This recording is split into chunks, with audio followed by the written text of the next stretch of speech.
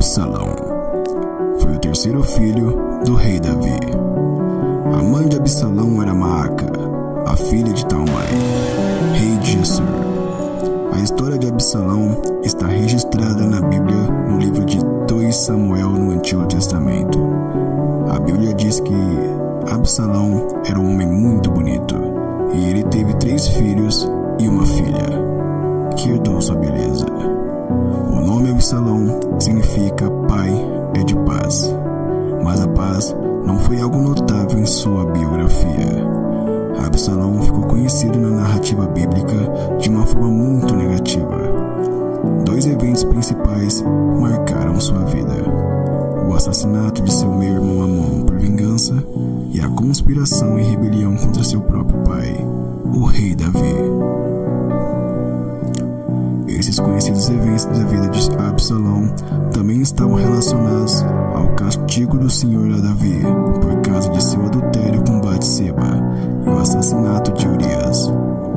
Através do profeta Natã, Deus anunciou 3 punições ao monarca. Seu filho com Batseba iria morrer, a espada não se apartaria de sua casa, alguém de sua própria família iria possuir suas concubinas e esse escândalo se tornaria público em Israel.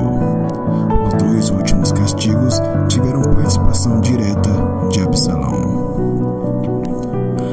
Absalão era irmão de Tamar, uma mulher muito bonita. A beleza de Tamar chamou a atenção de Amon, seu meio-irmão, por parte de pai. Amon ficou obcecado por Tamar, que naquele momento era uma moça virgem. Então, aconselhado por Jonadab, Amon colocou em prática um plano para possuir Tamar. Amon fez conforme o conselho de Jonadab e violentou Tamar. Depois disso, ele a expulsou de sua casa, tornando seu comportamento ainda mais detestável. Nesse contexto, Tamar se encontrou com Absalão e ficou abrigada em sua casa. À época do acontecimento, Davi ficou muito irado pelo que Amon, seu filho primogênito, havia feito. Mas depois de 2 anos, Absalão planejou se vingar de Amon pelo que fizera com Tamar. Então, num dado momento, Absalão ordenou que seus servos matassem Amon. Toda essa história deixou Davi muito abalado. Absalão acabou fugindo para Gesur, a terra de seu avô materno. Ele ficou por ali durante 3 anos, mas com o tempo, Davi começou a sentir saudade de Absalão. Por intermédio de Joabe, tão logo Davi permitiu que Absalão voltasse a Jerusalém. Mas durante 2 anos, Davi não recebeu Absalão. Depois desse tempo, Absalão ordenou que seus servos pusessem fogo numa propriedade de Joabe para forçar-lhe a pedir que Davi o recebesse.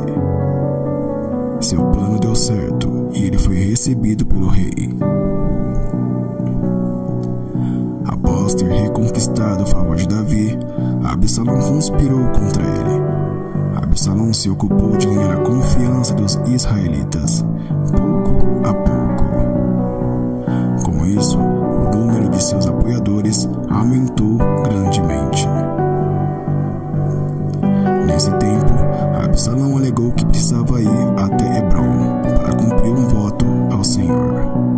Tudo isso fazia parte de seu plano. E a conspiração contra o trono de Davi ganhou força. Como resultado, Absalão enviou mensageiros às tribos de Israel para anunciar que ele já reinava em Hebrom. Inclusive, Absalão passou a contar com conselhos de Aitofel, que era conselheiro de Davi. Diante da revolta de Absalão, Davi precisou fugir de Jerusalém. Os sacerdotes Zadok e os levitas tentaram levar a arca da aliança na fuga, mas Davi ordenou que a arca fosse levada de volta à cidade. Nesse momento, Davi mostrou grande confiança em Deus. Ele considerou que, se fosse da vontade do Senhor, um dia a benevolência de Deus lhe permitiria contemplar a arca em seu devido lugar. Enquanto fugia de Absalão, Davi escreveu o Salmo 3, cujo tema é justamente a confiança em Deus na adversidade. No contexto da revolta de Absalão, mais uma parte da profecia de Natã se cumpriu.